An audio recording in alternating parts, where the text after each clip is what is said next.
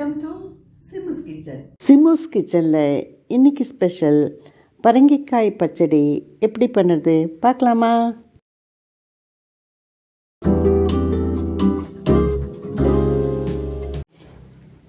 First தேவைப்படுற அளவு பரங்கிக்காய் எடுத்துட்டு அதில் இருக்கிற சீடு ரிமூவ் பண்ணிவிட்டு தோலை ரிமூவ் பண்ணிவிட்டு துருவி எடுத்துக்கலாம். துருவி எடுத்த பரங்கிக்காய், தயிர், கொத்தமல்லி, திராட்சை அலங்கரிக்கிறதுக்கு, கடுகு, பெருங்காயம், உளுத்தம்பருப்பு தாளிக்கிறதுக்கு, கருவேப்பிலையும் வேர்க்கடலையும் அலங்கரிக்கிறதுக்கு. பரங்கிக்காய் துருவல் எவ்வளோ இருக்கோ அவ்வளோ தயிர் ஆட் பண்ணி எடுத்துட்டு இருக்கிற தயிர் ஃப்ரெஷ் தயிராக இருக்கணும். புளிப்பு இல்லாமல் தயிராக இருக்குச்சு பச்சடி ரொம்ப சுவையாக இருக்கும். ஒரு கடாயில் தேங்காய் எண்ணெய் சேர்த்து கடுகு, உளுத்தம்பருப்பு, பெருங்காயம் இதெல்லாம் தாளித்த உடனே வேர்க்கடலை, எடுத்துட்டு இருக்கிற கருவேப்பிலையை நல்லா பொரித்து எடுத்து தனியாக வச்சுக்கலாம் அலங்கரிக்கிறதுக்காக.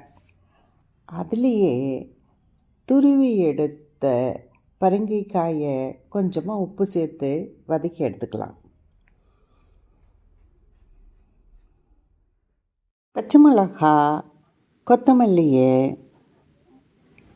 சாப்பரில் ஒரு சுற்றி எடுத்துட்டு கடாயில் இருக்கிற பரங்கிக்காய் கூட சேர்த்து வதக்கலாம்.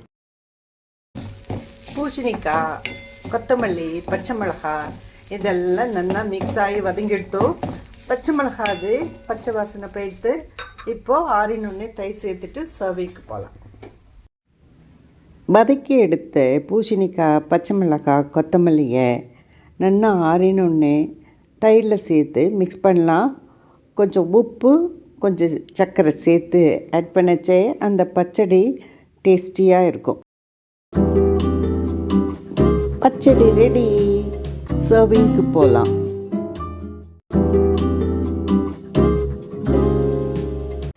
எடுத்துட்டு இருக்கிற தயிர் ஃப்ரெஷ் தயிராக இருக்கணும். புளிப்பு இல்லாமல் தயிராக இருக்குச்சு பச்சடி ரொம்ப சுவையாக இருக்கும். எலுமிச்சம் சாத்துக்கு ஏற்ற ஜோடி இந்த பரங்கிக்காய் பச்சடி. கலர்ஃபுல்லாக இருக்கும்.